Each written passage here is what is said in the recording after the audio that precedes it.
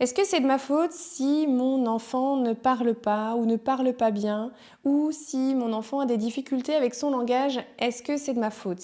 Si vous êtes parent d'un enfant qui justement est en difficulté au niveau de son langage, c'est peut-être une question que vous vous êtes déjà posée, que vous n'avez peut-être pas posée à votre professionnel de santé, pas osé poser. Donc je vais essayer de vous y répondre aujourd'hui.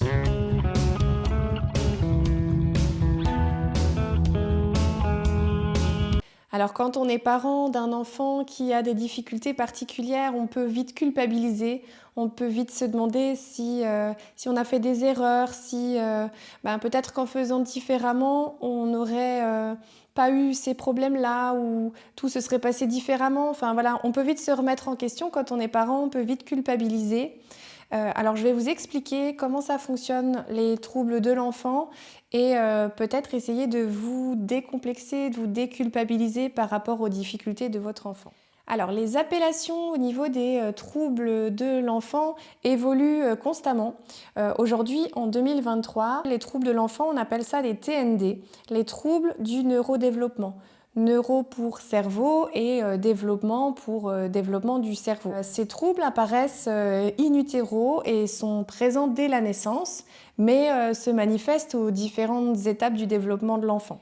Il en existe différents types. Alors, dans les troubles du neurodéveloppement, il y a le TSA, le trouble du spectre autistique, ce qu'on appelle l'autisme. Alors, dans l'autisme, il y a beaucoup de formes différentes et différents degrés aussi d'atteinte. Donc, je ne vais pas tout vous redétailler là, mais sachez que l'autisme fait partie des TND.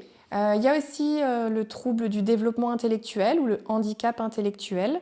Dans les TND, on retrouve également les troubles de la coordination motrice, dans lesquels l'enfant est gêné par ses mouvements. On retrouve tout ce qui est aussi trouble des apprentissages, avec la dyslexie, trouble de la lecture, la dysorthographie, trouble de l'orthographe et ce qu'on appelait anciennement dyscalculie, qu'on appelle plutôt aujourd'hui trouble de la cognition mathématique. On retrouve également dans les TND le TDA avec ou sans H, donc TDA, trouble du déficit de l'attention, des enfants qui ont du mal à se concentrer, à être attentifs, avec ou sans hyperactivité. Et enfin, on retrouve aussi dans les TND tout ce qui est trouble de la communication et trouble du langage. On va retrouver donc différentes formes aussi au niveau de l'atteinte du langage. Ça peut être un enfant qui va pas parler du tout, qui va avoir un gros retard au niveau du développement de son langage, qui va avoir, je ne sais pas, 2, 3, 4 ans et qui ne va pas parler du tout. Ça peut être un enfant qui parle mais qui n'arrive pas à bien agencer les mots dans les phrases pour constituer des phrases justement, ou qui oublie des mots, ou qui va simplifier les phrases et qui va pas bien réussir à se faire comprendre. Ça peut être un enfant qui a des difficultés au niveau du vocabulaire, voilà, qui a un vocabulaire qui est peu élaboré. Et ça peut atteindre l'enfant sur les deux versants, le versant compréhension et le versant expression. Et on aura aussi tout ce qui est trouble des sons de la parole, donc tout ce qui est trouble au niveau de l'articulation et de l'agencement des sons dans les mots également. Donc ça fait des enfants qui n'arrivent pas bien à agencer les mots, qui oublient des sons ou qui confondent des sons, qui mettent des sons à la place d'autres dans les mots. Et finalement, ça peut aussi rendre le langage peu compréhensible. Donc toutes ces atteintes différentes et diverses au niveau du langage, ça rentre dans ce qu'on appelle les TND, les troubles du neurodéveloppement. Ce qui veut dire que ce n'est pas de votre faute, à moins que vous soyez des parents horribles et que vous laissiez votre enfant, je ne sais pas, tout seul toute la journée, ou isolé, ou enfermé, ou collé à la télévision H24.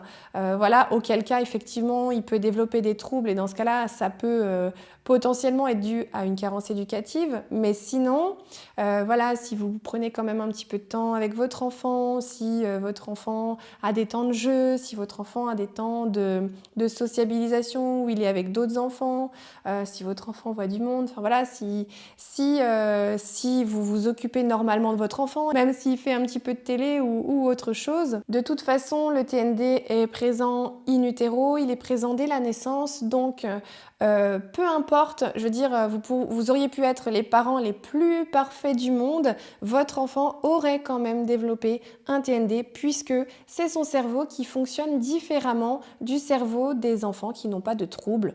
Donc surtout, ne vous culpabilisez pas. Ce n'est pas de votre faute. Je vous dirais même, gardez votre énergie pour autre chose que pour la culpabilité, parce que voilà, quand l'enfant est en difficulté, si votre enfant est en difficulté, vous allez peut-être avoir des rendez-vous, vous allez avoir besoin d'énergie pour l'accompagner au mieux, pour l'accompagner au rendez-vous, pour voilà, respecter son suivi et puis essayer de l'aider le plus possible. Donc, ne culpabilisez pas, ce n'est pas de votre faute si votre enfant ne parle pas ou si votre enfant a un trouble du spectre autistique ou n'importe quelle autre pathologie que j'ai citée tout à l'heure. Ce n'est pas de votre faute, donc gardez votre énergie pour l'accompagner au mieux. Sachez aussi que à ce sujet, au niveau du développement du langage, j'ai tourné 2 vidéos pour quand même vous donner des astuces, des conseils sur ce que vous pouvez faire pour accompagner votre enfant au mieux. Donc la première s'appelle 15 conseils pour aider un enfant à développer son langage naturellement. Je vous mets le lien juste en haut, vous avez juste à cliquer. Et la deuxième, c'est 3 ans sans langage, comment accompagner mon enfant. Et surtout, je vous invite à consulter les professionnels de santé autour de vous quand vous avez des doutes par rapport au développement de votre enfant.